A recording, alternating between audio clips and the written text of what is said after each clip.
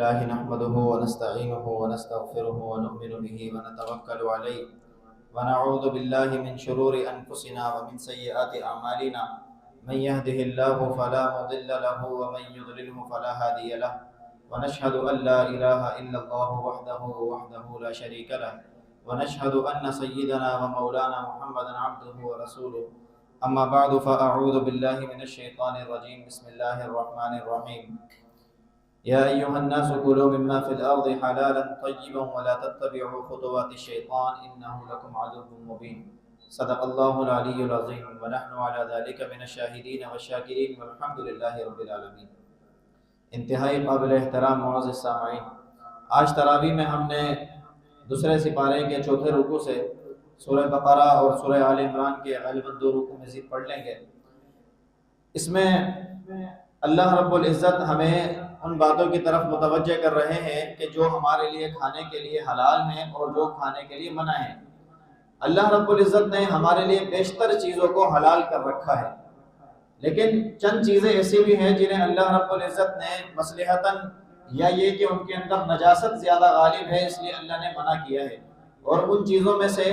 ایک تو وہ جانور جو مردہ ہو جائیں تو اس کو کسی صورت اللہ رب العزت نے ہمارے لیے حلال نہیں کیا ہے۔ اسی طریقے سے بہتا ہوا خون، دم مسفوح جس کو کہا جاتا ہے کہ جانور جب ذبح ہو رہا ہو تو اس کا خون کسی صورت بھی غذائی طور پر استعمال کرنے کے لیے صحیح نہیں ہے۔ اگر کوئی اس طرح کرتا ہے تو وہ حرام کام کا ارتکاب کرتا ہے، اور حرام بالکل ویسے ہی ہوتا ہے جیسے کہ شراب حرام ہے یا دوسری چیزیں حرام ہیں۔ اللہ کی حلال اور حرام بالکل وہی ہوتی ہے کہ اس کے اندر کوئی رد و بدل نہیں ہوتا ہے۔ اسی طریقے سے اللہ رب العزت نے اس اگلی آیات کے اندر لیس البر ان تولوا وجوہکم قبل المشرق والمغرب کہ اللہ نے وہی جو تحویل قبلہ کا معاملہ تھا اس کو سمیٹنے کے لیے ایک آیت کے اندر دیگر چیزوں کو شمار کروایا ہے، اور وہ اللہ رب العزت نے فرمایا کہ لیس البر ان تولوا کہ نیکی یہ نہیں ہے کہ تم مشرق اور مغرب کی طرف منہ کر لو، نیکی تو یہ ہے کہ تم اللہ پر ایمان لے آؤ، آخرت پر ایمان لے آؤ، اللہ کے پیغمبروں پر کتابوں پر ایمان لے کر آ جاؤ، اپنا مال یتیموں پر مسکینوں پر خرچ کرو، مسافروں پر خرچ کرو، اپنے کیے ہوئے وعدوں کو پورا کرو، وعدے کی پاسداری کرو، اور جو قصاص اگر تمہارے معاملات میں ہو جائے تو قصاص پورا دیا کرو۔ یہ ہے اصل میں ایمان اور نیکی۔ ایمان اور نیکی یہ نہیں ہے کہ اس طرف منہ کر لیں یا اس طرف منہ کر لیں۔ پھر دوسری بات اللہ رب العزت نے یہ بتائی کہ دیکھیں تم میں سے کوئی شخص اگر یہ سمجھتا ہے کہ اگر اس کو اگلے دن میں آنے والے وقت میں مہلت نہیں ملے گی اور وہ زندگی کی بازی ہار جائے گا یعنی موت تک پہنچ جائے گا تو اس پر لازم ہے کہ وہ اپنی وصیت کو تحریر کر دے، وصیت کو بغیر تحریر شدہ نہ چھوڑے تاکہ متعلقین جو بعد میں موجود ہوتے ہیں ان کو مسئلہ درپیش ہو۔ اس لیے اپنی تحریر کو لکھ دیا کرے، اپنی وصیت کو لکھ دیا کرے، اور مہینہ کی سطح پر یا پھر سال کی سطح پر اس کو دوبارہ دیکھ لیا کرے کہ جو بات میں نے لکھی ہے وہ صحیح ہے یا غلط ہے یا اس میں کوئی تبدیلی کرنے کی ضرورت ہے، تاکہ بعد میں آنے والے ورثاء کے درمیان کوئی نزاع کی کیفیت پیدا نہ ہو۔ اسی طریقے سے ایک آیت ذیل میں اور گئی ہے کہ وَلَكُمْ فِي الْقِصَاصِ حَيَاتٌ کہ لوگوں قصاص جو اللہ نے تم پر فرض کیا ہے اس میں تمہارے لیے زندگی ہے، اس میں قاتل کے لیے بھی زندگی ہے، اس میں مقتول کے لیے بھی زندگی ہے، اور اس میں دونوں فریقین کے لیے زندگی ہے۔ وہ اس طرح کہ اگر قاتل کو معلوم ہو کہ میں کتنا ہی طاقتور کیوں نہ ہوں مجھے بھی قصاصاً قتل کیا جائے گا تو وہ اس قتل کرنے سے باز رہے گا، لیکن اگر قاتل طاقتور ہونے کی وجہ سے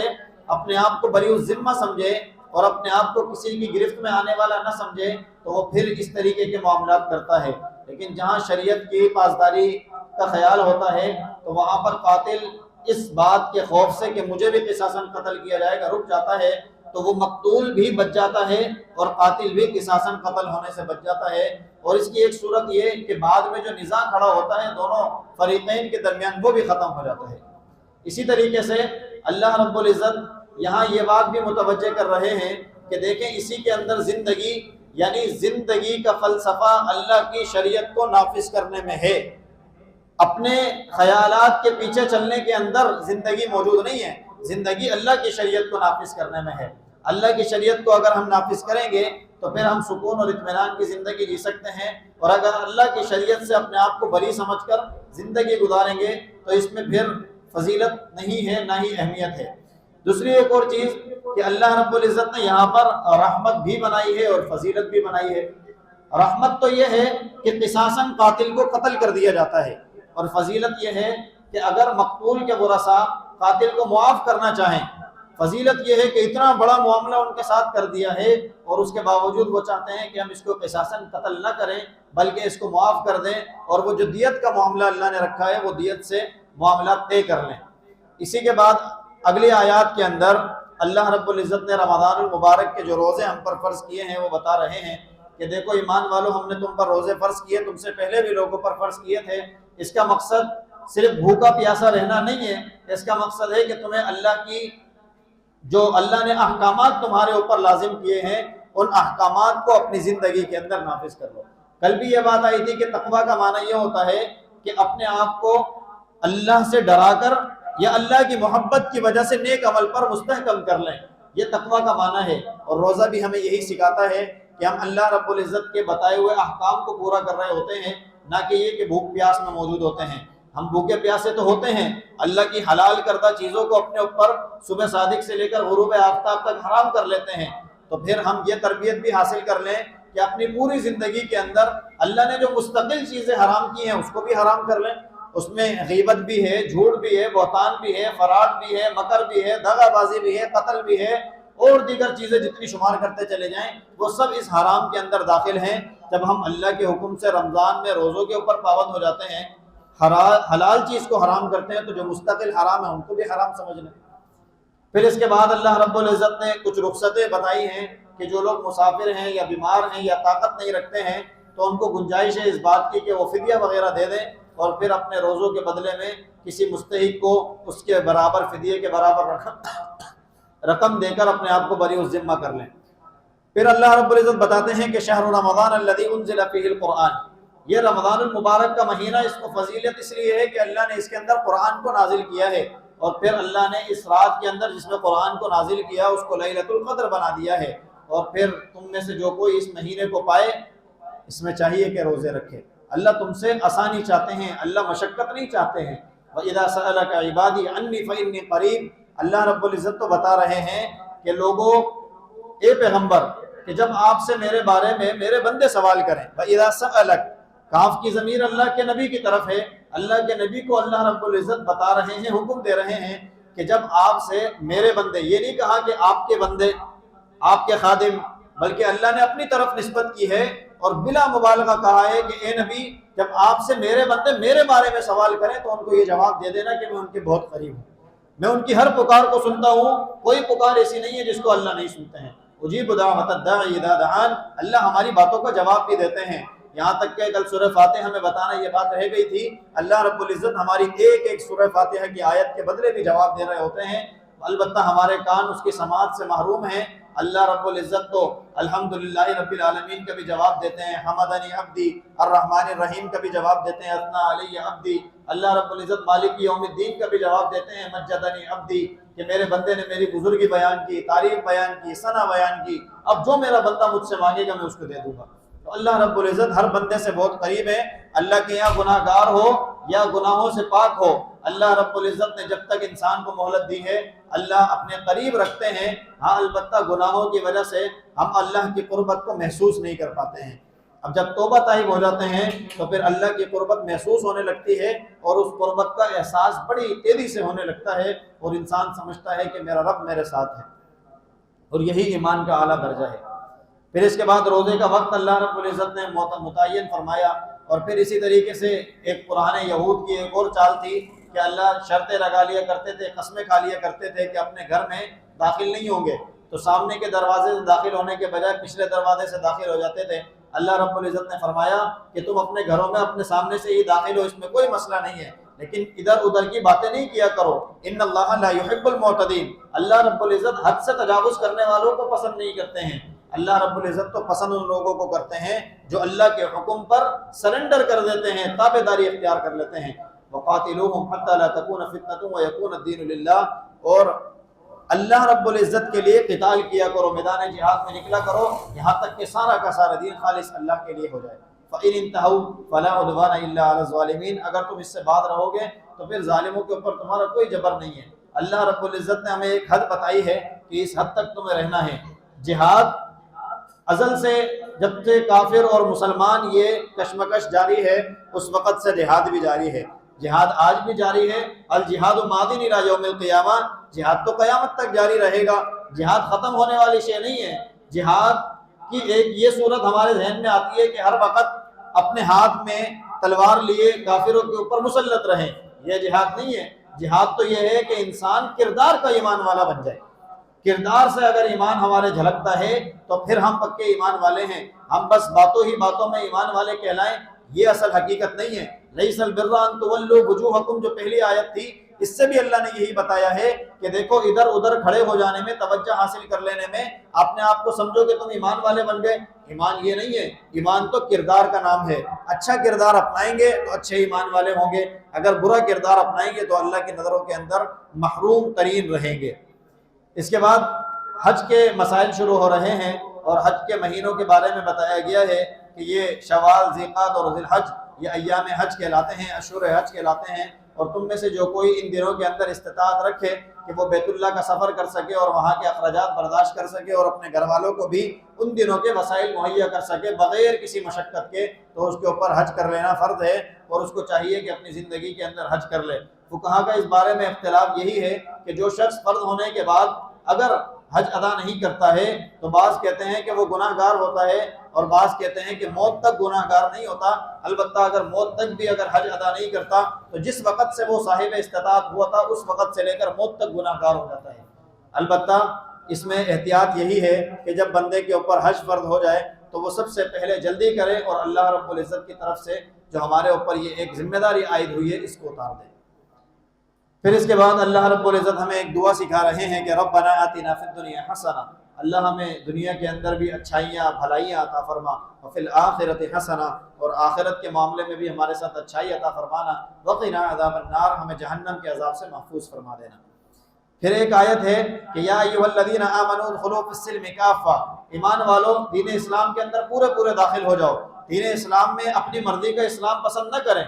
کہ جو میرے بات سمجھ میں آئے وہ تو میں عمل کر لوں، اور جو مجھے سمجھ میں نہ آئے، میرے اوپر مشقت اور بار گزرے تو میں سمجھوں کہ نہیں اس معاملے کو چھوڑ دیتے ہیں، اللہ سے معافی مانگ لیں گے۔ یاد رکھیں کہ جس معاملے کے اندر ہم سب سمجھتے ہیں، علم رکھتے ہیں، تو پھر اللہ رب العزت کے یہاں جواب دہ ہوں گے۔ یہ بھی بات یہاں ذہن نشین کر لیں کہ کل قیامت کے دن سب سے پہلے جہنم میں جن کو ڈالا جائے گا وہ صاحب علم ہوں گے، کہ جن کو اللہ نے علم دیا اور علم کے تقاضوں پر عمل نہیں کیا، اللہ رب العزت ان کو اودے منہ جہنم میں سب سے پہلے ڈال دیں گے۔ اسی لیے جن لوگوں کو علم ہے وہ اس سے باز رہنے کے بجائے اس کو پورا کرنے کی جد و جہد کیا کریں۔ پھر اس کے بعد جو ہے اللہ رب العزت عن الشہر الحرام یسألونک عن الشہر الحرام، کون سے مہینے اللہ نے اس کے اندر جہاد کو حرام کر دیا ہے، کس جگہ پر حرام کیا ہے، یہ لوگ سوال کرتے ہیں یہ نبی آپ سے۔ ان کو سمجھا دیجئے کہ فتنہ کرنا قتل غارت گری سے بہت بڑا گناہ ہے۔ فتنہ جو امت کے اندر فساد پھیلانے کی شے ہو، وہ کہ لوگوں کو درمیان کسی بات پر فتنہ ڈال دیں، لڑائی ڈال دیں، فرقہ واریت پیدا کر دیں، تعصب پیدا کر دیں، گروہ بندی کر دیں، یہ فتنہ کرنا یہ سب سے بڑا گناہ ہے، اس سے اپنے آپ کو بچائیں۔ اسی طریقے سے یسألونک عن الخمر، یہ شراب کے متعلق آپ سے سوال کرتے ہیں تو ان کو بتا دیجئے کہ شراب کے اندر فائدے بہت کم ہیں، نقصان بہت زیادہ ہیں۔ اس وقت تک شراب مستقل حرام نہیں ہوئی تھی، شراب کے حرام کرنے کے احکامات تدریجاً نازل ہوئے ہیں۔ لہذا اس آیت سے یہ نہ سمجھا جائے کہ شراب کے اللہ رب العزت کوئی حرمت کے اندر کمی لا رہے ہیں، بلکہ یہ سمجھانا مقصود ہے کہ شراب کے اندر دیکھو تم لوگ پیتے تو ہو، اس وقت چونکہ پیا کرتے تھے، حرام بھی نہیں تھی، کہ اس میں فائدے بہت کم ہیں، نقصان زیادہ ہیں، لہٰذا اس سے تمہیں بچنا چاہیے۔ اسی طریقے سے جوا وغیرہ جو ہے یہ بھی اللہ رب العزت نے حرام قرار دیا اور فرمایا کہ دیکھو تمہیں نظر آ رہا ہوتا ہے اس میں فائدہ ہے، لیکن یہ تمہیں بہت بڑے گمراہی اور بہت بڑے دلدل میں گھیر لیتا ہے جس سے نکلنا مشکل ہو جاتا ہے۔ میں اور آپ بخوبی جانتے ہیں کہ جو لوگ ان چیزوں میں لگتے ہیں نہ وہ دنیا کے اندر سکون سے رہتے ہیں، نہ ہی ان کا انجام انتہا اچھی ہوتی ہے۔ لہذا ایک بندہ مومن کے لیے یہی بات زیب ہے کہ وہ اللہ کے بتائے احکامات کے علاوہ کسی اور چیز کی طرف کان نہ دھرے۔ پھر اس کے بعد اللہ رب العزت بتا رہے ہیں کہ دیکھو تم نکاح کرنے کی جب جد و جہد میں لگو تو وَلَا تَنكِحُوا الْمُشْرِكَاتِ حَتَّى يُؤْمِنْ، مشرکوں سے نکاح نہیں کرنا بلکہ ایمان والے سے نکاح کرنا۔ ہاں مشرک تمہیں پسند ہے تو اس وقت تک اس سے نکاح نہ کرو جب تک کہ وہ ایمان نہ لے آئے۔ اگر وہ عورت ہے تو اس کے ایمان کے طلبگار رہو، اگر وہ مرد ہے تب بھی اس کے ایمان کے طلبگار رہو۔ وہ ایمان لے آئیں تو ٹھیک ہے، اور ایمان نہ لائیں تو پھر ان سے نکاح کرنے کی ضرورت نہیں ہے۔ نکاح کے معاملے کے اندر اللہ کے نبی نے فرمایا کہ دیکھو 4 چیزیں دیکھی جاتی ہیں، حسب، نسب، مال اور دین۔ اللہ کے نبی نے فرمایا فاظفر بذات الدین تربت یداک، کہ دین داری کو پسند کرنا، دین داری ہی تمہارے لیے خیر کا باعث بنے گی۔ اور اللہ کے نبی نے ادراہ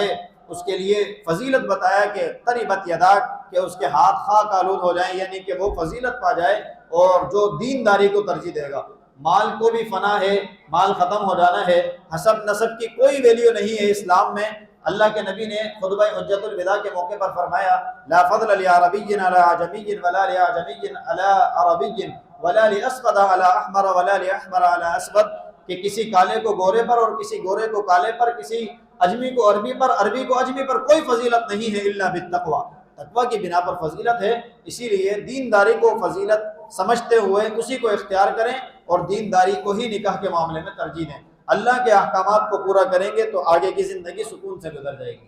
اس کے بعد اللہ رب العزت نے عورتوں کے مسائل بیان کیے ہیں۔ اللہ رب العزت نے عورتوں کو بے شمار حقوق دیے ہیں۔ اس سے پہلے عورتوں کے حقوق نہیں دیے جاتے تھے، بلکہ ان کو ایک استعمال کی چیز سمجھ کر پھینک دیا جاتا تھا۔ اللہ رب العزت نے ان کے مسائل بھی بیان کیے ہیں اور ان کو ایک حد بتا دی ہے کہ تمہاری حد یہ ہے۔ وَيَسْأَلُونَكَ عَنِ الْمَحِيضِ، عورتوں کے ایام ماہواری جو ہوتے ہیں اس سے متعلق اللہ رب العزت یہاں بیان فرما رہے ہیں کہ دیکھیں یہ تکلیف دہ یا گندگی کا معاملہ جو بھی ہے، اس کے اندر عورتوں سے جماع نہ کیا جائے بلکہ ان سے احتیاط برتی جائے، اور جب وہ پاک صاف ہو جائیں تو پھر تمہاری مرضی ہے، اللہ نے تمہارے لیے حلال کی ہے، جیسے چاہے تم ان کو استعمال کر سکتے ہو، لیکن جبر اور زیادتی کا معاملہ کسی بھی صورت میں عورت کے ساتھ جائز نہیں ہے۔ اس طرح اللہ رب العزت نے آگے عورتوں کو طلاق دینے کے معاملات بتائے ہیں کہ عورتوں کو طلاق اگر دینی پڑ بھی جائے تو پھر کیا صورت اختیار کی جائے۔ طلاق ابغض الحلال عند اللہ، حلال چیزوں میں سب سے زیادہ مبغوض ترین چیز اللہ کے یہاں طلاق ہے۔ یہ اس صورت میں اللہ نے لازم کی ہے جب کسی بھی صورت میں بنا نہ ہو پا رہی ہو۔ یہ پہلا حل نہیں ہے، یہ آخری حل ہے کہ جب ساری جد و جہد کر لی، دونوں فریقین کو بٹھا لیا، بڑوں کو بٹھا لیا، اور بڑوں نے سمجھانے کے بعد بھی بن نہیں رہی ہے، ذہن نہیں مل پا رہے، تو پھر اس صورت میں یہ ہے کہ ان کے درمیان تفریق کر دینا بہتر ہے۔ اور طلاق کے لیے بھی اللہ رب العزت نے طریقے بتائے ہیں۔ الطلاق مرتان، کہ دیکھیں طلاق دینے کے دو بار طلاق دیں گے تو پھر آپ کے پاس چانس موجود ہے۔ اگر آپ تینوں طلاقیں دے دیں گے پھر آپ نے خود ہی اپنے اختیار کو ختم کر دیا ہے، لہذا پھر ادھر ادھر بھاگنے کے بجائے اللہ کے حکم کو پورا کریں۔ اور طلاق کے 3 طریقے ہیں، ایک طلاق احسن کہلاتی ہے، ایک طلاق حسن یا سنت سنی کہلاتی ہے، تیسری ہے طلاق بدعت۔ طلاق احسن یہ ہے کہ انسان اپنی اہلیہ محترمہ کو ایسے طہر کے اندر کہ جس میں اس نے اس سے جماع نہ کیا ہو اس میں طلاق دے دے اور اس کو پھر چھوڑ دے اور عدت گزر جائے، تو اگر یہ طلاق اس نے دی ہے تو طلاق احسن کی صورت میں بغیر حلالے کے نکاح کر سکتا ہے۔ دوسری صورت ہے طلاق حسن، جس کو سنت یا سنی بھی کہا جاتا ہے۔ وہ یہ ہے کہ انسان ہر مہینے، ہر ماہواری کے دن، ان طہر میں، باقی کے دنوں میں عورت کو 3 مہینوں کے اندر 3 طلاقیں دے دے۔ تو اس صورت میں ایک ایک کر کے تینوں اگر دے دی تو پھر اس کے پاس گنجائش نہیں ہے کہ وہ دوبارہ رجوع کر سکے۔ تیسری جو آج کل ہمارے معاشرے کے اندر ہمارے اپنی بنائی ہوئی ہے اور ہمارے اپنے ہی خمار کا نتیجہ ہے، وہ ہے طلاق بدعت، کہ ایک ہی الفاظ سے تینوں طلاقیں دے دینا اور اس کو بری کر دینا۔ اس صورت میں کوئی گنجائش باقی نہیں رہتی ہے۔ لہذا جب ہم نکاح کرتے ہیں تو ہمیں چاہیے کہ یہ معاملات جو گھریلو مسائل کے ہیں اس کو سمجھ لینا چاہیے۔ اللہ رب العزت انسان کو دین سکھانے کے لیے گھر کو پہلی درسگاہ بنا رہے ہیں۔ اللہ رب العزت نے مساجد کو تو مراکز بنایا ہے، یہ ہمارے مرکز ہیں، لیکن گھر جب جنت بنے گا اللہ کے اصول کے مطابق، اگر گھر میں ہی سکون اور اطمینان نہ ہو، گھر میں ہی فتنہ اور فساد ہو تو پھر انسان کہاں سے تربیت پا سکتا ہے۔ اللہ رب العزت یہ اصول اس لیے سکھا رہے ہیں کہ انسان اپنے آپ کو ایک اچھے گھر کے اندر پرورش دے اور اس گھر کے اندر جتنے بچے موجود ہیں ان کے اندر اسلام بالترتیب خود بخود منتقل ہو جائے، ان کو سمجھنے اور سیکھنے کے لیے کہیں جانا نہ پڑے۔ اصل طریقہ یہی ہے اسلام کا کہ وہ کردار سے منتقل ہو جائے اور گھر کے معاملات ہی اسلامی ہوں۔ آج ہمارے یہاں یہ عجیب معاملہ ہے کہ رسومات کر رہے ہوتے ہیں اور بچے اسی رسومات کے پیچھے لگ جاتے ہیں، اور پھر ہم ان کو سمجھا رہے ہوتے ہیں بیٹا یہ اسلامی طریقہ ہے اور یہ غیر اسلامی طریقہ ہے۔ مسلمانوں کے گھر میں تو اسلامی طریقہ ہی ہونا چاہیے، غیر اسلامی طریقہ کہاں سے آ گیا؟ اس کے بعد اللہ رب العزت بتا رہے ہیں کہ اگر عورت اور مرد تربیت کرنا چاہتے ہیں بچے کی تو اس کا کیا طریقہ ہوگا۔ عورت اور مرد دونوں پر لازم ہے کہ بچے کی تربیت کریں۔ یہ جو طلاق کے مسائل ہوتے ہیں اس میں سب سے زیادہ نقصان ان بچوں کا ہوتا ہے جو درمیان میں ہوتے ہیں۔ مرد طلاق دے دیتا ہے، عورت طلاق لے لیتی ہے، وہ بھی شادی کرتا ہے، میاں بھی شادی کر لیتے ہیں، لیکن بچے جو ہوتے ہیں ان کی تربیت بھی برباد ہوتی ہے اور ان کے ذہن بھی خراب ہو جاتے ہیں۔ اللہ رب العزت کے یہاں اس کا جواب دینا لازم ہے۔ یہ بچے جو ہیں ان کا کیا قصور ہے؟ اسی لیے مرد اور عورت پر لازم ہے کہ وہ اپنے بچوں کی پرورش بہترین انداز میں کریں اور 2 سال تک ان کو دودھ پلائیں، اس سے کمی نہ کریں، اس لیے کہ بچے کے اندر جسمانی اعتبار سے بھی کمزوری آتی ہے اور پھر جو ماں اور باپ کی محبت کی وجہ سے وہ سیکھ رہا ہوتا ہے اس میں کمی آ جاتی ہے۔ ہاں اگر دونوں کے درمیان جدائی ہو گئی ہے اور پھر ماں چاہتی ہے کہ مجھے اس کے بدلے میں معاوضہ ملے تو وہ حق بجانب ہے کہ اس کو معاوضہ دیا جائے، ہر مہینے کے موقع پر اس کو کچھ نہ کچھ رقم طے کر دے دی جائے، اور رضاعت کے معاملے میں اس کی والدہ ہی زیادہ حقدار ہے کہ اس کے بیٹے کو دودھ پلائے۔ ایسا نہیں ہے کہ طلاق ہو گئی تو اب کسی اور کے ذمہ ڈال دیں۔ ماں اگر چاہ رہی ہے کہ میں دودھ پلاؤں گی، میں پرورش کروں گی، تو بچے کو ماں کو دینا ہی قرآن کے طریقے کے مطابق ہے۔ بچے کو ماں سے جدا کرنا یا ماں کو بچے سے جدا کرنا یہ قرآن کا طریقہ نہیں ہے، چاہے طلاق ہو جائے۔ اس کی پھر ایک صورت یہ بھی ہے کہ عدت جو گزارتے ہیں چاہے وہ طلاق کی ہو یا شوہر کی وفات کی ہو، یہ شوہر کے گھر میں ہی گزارنی ہوتی ہے اور اس وقت تک کا خرچہ شوہر کے ذمے ہوتا ہے۔ شوہر کا انتقال ہو گیا تو شوہر کے مال سے دیا جائے گا اور ان گھر والوں پر اس عورت کو نکالنا گناہ میں شمار ہے۔ لہذا عدت کے معاملے کے اندر بڑی احتیاط برتنی چاہیے، اور عدت جو ہے اگر شوہر کا انتقال ہو گیا ہے تو پھر 4 مہینے 10 دن ہے، اور اگر عورت حاملہ ہے اور انطلاق ہوئی ہے یا عدت گزار رہی ہے شوہر کے انتقال کی تو وہ بچے کی پیدائش ہوتے ہی عدت پوری ہو جاتی ہے۔ اسی صورت ایک تیسری صورت ہے کہ اگر عورت حاملہ بھی نہیں ہے اور اس کو طلاق ہو گئی ہے تو پھر اس صورت کے اندر وہ 3 طہر گزارے گی تو وہ بھی اتنے ہی قریب بن جاتے ہیں۔ یہ اگر گزار لے تو پھر وہ دوسرے شخص سے نکاح کر سکتی ہے یا اس کو پیغام نکاح بھیجا جا سکتا ہے۔ عدت کے دوران پیغام نکاح صریح الفاظ میں بھیجنا شریعت کی روح سے حرام ہے اور ناجائز ہے۔ ہاں دیگر الفاظ کنایے میں اس کو کہا جا سکتا ہے، لیکن صراحتاً کوئی کہے کہ میں آپ سے نکاح کرنا چاہتا ہوں تو یہ اس کے شوہر کی پہلے والے کی تحریم، تکریم اور تقدس کے خلاف ہے۔ اس کے بعد اللہ رب العزت ان عورتوں کے مسائل بیان فرما رہے ہیں کہ جن کے نکاح ہو جاتے ہیں اور ان کو نکاح ہونے کے بعد رخصتی سے پہلے طلاق ہو جاتی ہے تو ان لوگوں کو لازم ہے کہ وہ اس لڑکی کو متعہ یعنی کہ ایک اچھا جوڑا وسعت کے مطابق دے دیں۔ نکاح کا مہر طے نہیں ہوا تھا اور رخصتی بھی نہیں ہوئی تھی تو اس کو ایک لباس دے دیں۔ البتہ نکاح کا مہر طے ہو گیا تھا اور پھر رخصتی سے پہلے طلاق ہوئی تو آدھا مہر دیا جائے گا، اور اگر طلاق ہو چکی ہے رخصتی کے بعد تو پھر اس صورت کے اندر مہر پورا دیا جائے گا، اور پھر وہ عدت کے مسائل اسی طریقے سے ہیں۔ اس کے بعد جالوت اور طالوت علیہ السلام اور داؤد علیہ السلام کا واقعہ ہے کہ اس صورت کے اندر ان لوگوں کا واقعہ اس لیے ذکر کیا جا رہا ہے اور ایک بستی کا بھی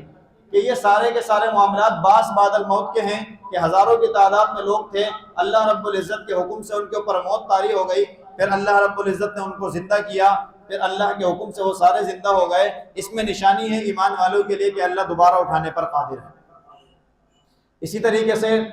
یہ جالوت اور طالوت علیہ السلام اور داؤد علیہ السلام کا واقعہ یہ ہے کہ داؤد علیہ السلام کو اللہ رب العزت نے حکمت وغیرہ عطا کی تھی، اور جالوت جو جابر بادشاہ تھا طاقتور تھا۔ اس میں نوجوانوں کے لیے بڑا ایک پیغام ہے کہ جالوت بہت طاقت رکھتا تھا اور اپنے پاس جاہ و لشکر رکھتا تھا، لیکن اللہ رب العزت نے اس کی طاقت کے باوجود طالوت کو ان کے مقابلے میں بھیجا اور داؤد علیہ السلام کے ذریعے ان کی معاونت فرمائی۔ داؤد علیہ السلام نے جالوت لباس اس طرح کا پہنتا تھا کہ اس کے جسم کا کوئی حصہ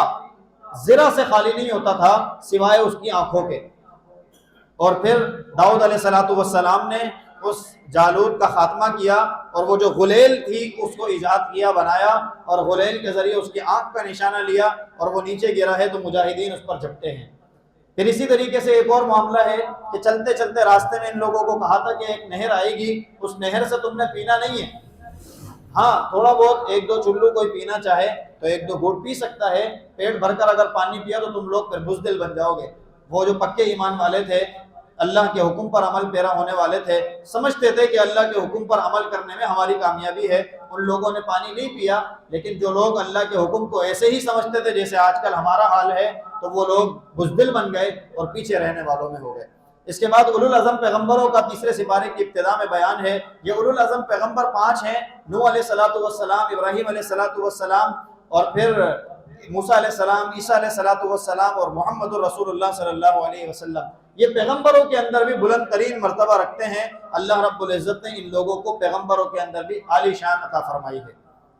اس کے بعد اللہ رب العزت آیت الکرسی کے متعلق جو آپ کے سامنے ہم پڑھتے بھی ہیں سمجھتے بھی ہیں، اس میں اللہ رب العزت نے اپنے بارے میں بتایا ہے کہ ایک الہ معبود برحق رب کیسا ہونا چاہیے۔ اس کی صفات ہیں کہ نہ اس کو اونگ آتی ہے، وہ زبردست ہے، عبادت کے لائق بھی وہی ہے، اس کے علاوہ کوئی اور عبادت کے لائق نہیں ہے، زندہ اور جاوید ہے۔ وہ اللہ رب العزت سب چیزوں کا مالک ہے، اس کے قریب بھی ولا یعودہ حفظہما وہو العلی العظیم۔ اللہ رب العزت علم رکھنے والے بلند ہیں اور اللہ رب العزت بہت برتر ہیں، اللہ کے برابر کوئی نہیں ہے۔ ہاں دین اسلام میں لانے کے اندر کوئی زبردستی نہیں ہے، دین اسلام میں کوئی آنا چاہے تو اس کی مرضی ہے، اپنے دل سے ایمان میں داخل ہو، جبر سے داخل نہ ہو۔ اسی طریقے سے اللہ رب العزت فرماتے ہیں کہ دین میں داخل ہونے والے ایسے ہیں جو اندھیروں سے روشنیوں کی طرف آتے ہیں۔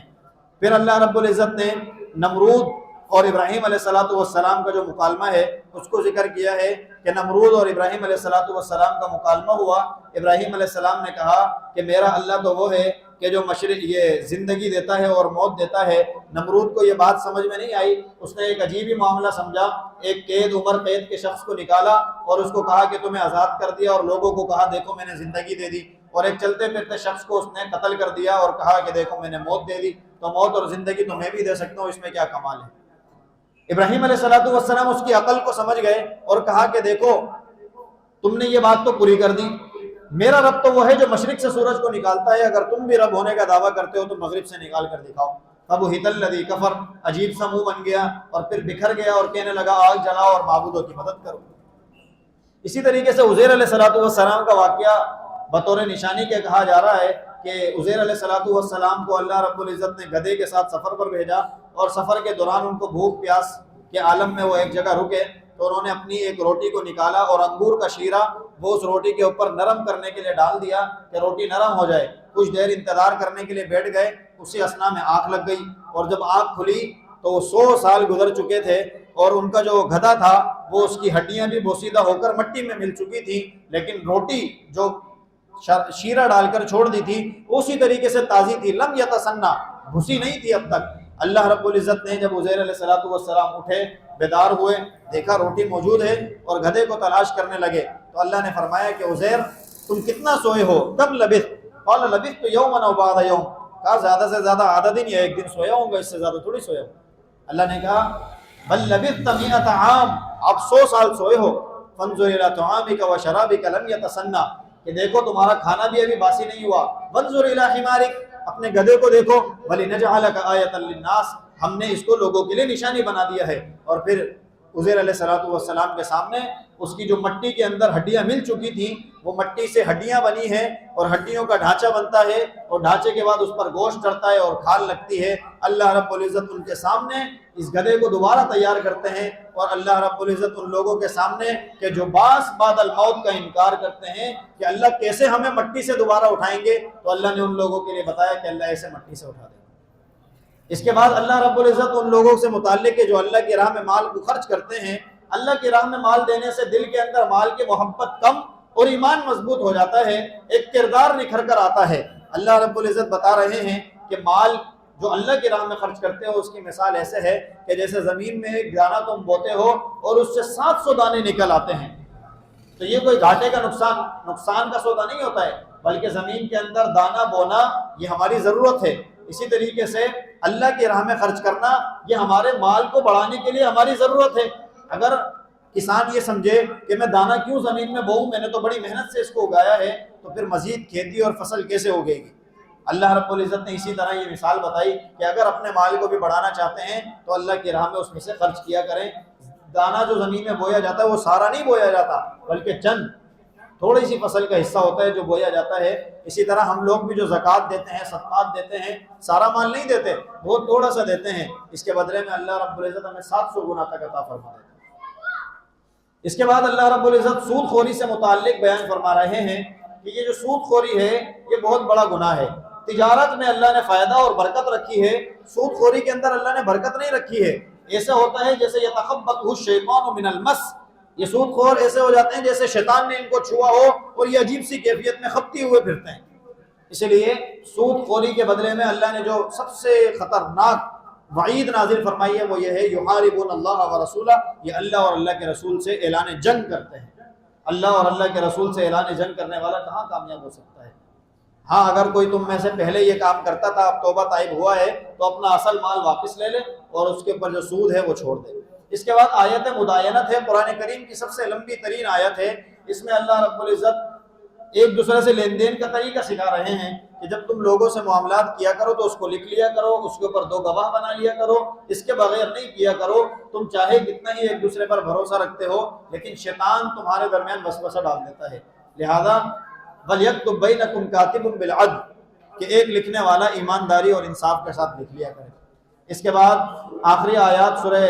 بقرہ کی ہیں. یہ جو لوگ سمجھتے ہیں کہ ہمارے اوپر وساوس ہیں، جادو ہیں، اثرات ہیں، تو ان آیات کو پڑھ لیا کریں، اللہ رب العزت اس سے بھی نجات دے دیں گے. لیکن حقیقتاً یہ آیات اس معاملے کے اندر ہیں کہ جب اللہ رب العزت نے اپنے پیغمبر پر یہ آیت اتاری کہ للہ ملک السماوات والارض وَإِن تُبْدُوا مَا فِي أَنفُسِكُمْ وَتُخْفُوهُ يُحَاسِبْكُم بِهِ اللَّهُ کہ جو کچھ تم اپنے ذہنوں میں سوچتے ہو یا خیال لاتے ہو اللہ اس کا بھی محاسبہ کریں گے.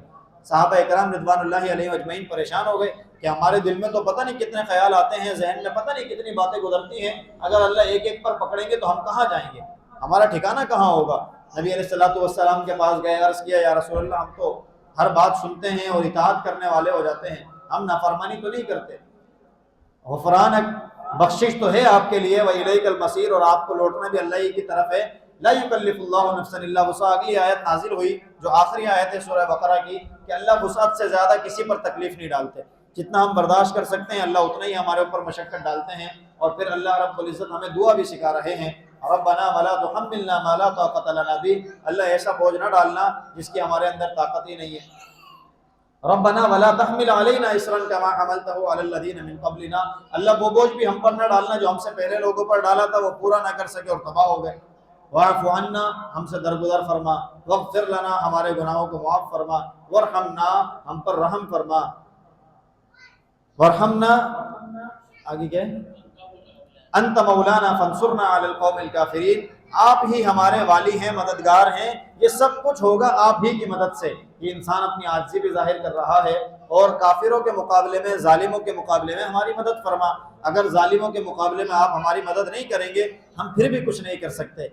گویا کہ اللہ رب العزت نے سورہ بقرہ کو سمیٹ کر رکھ دیا ہے آخری الفاظ میں کہ جہاں بنی اسرائیل تھوڑے تھوڑے معاملے کو کہتے تھے یہ ہم نے کیا، ہم کر رہے ہیں، ہماری وجہ سے ہوا ہے، پیغمبر ہماری وجہ سے ہیں، ہم لوگ اللہ کے بہت قریب ہیں. اللہ رب العزت آخر میں بتا رہے ہیں کہ بندہ کامیاب وہی ہے کہ جو اللہ رب العزت سے لو لگا لے اور ساری چیزیں اللہ پر قربان کر دے اور آخر الفاظ اس کے یہی ہوں اللہ میں تو بے بس ہوں، کافروں کے مقابلے میں میری مدد اگر فرمائیں گے تو میں کامیاب ورنہ ناکام. دعا ہے کہ اللہ رب العزت خود مجھے بھی ان باتوں پر عمل کی توفیق عطا فرمائے، آپ تمام میں سے ہر ایک کو بھی عمل کی توفیق عطا فرما دے. وآخر دعوانا ان الحمد للہ رب العالمین.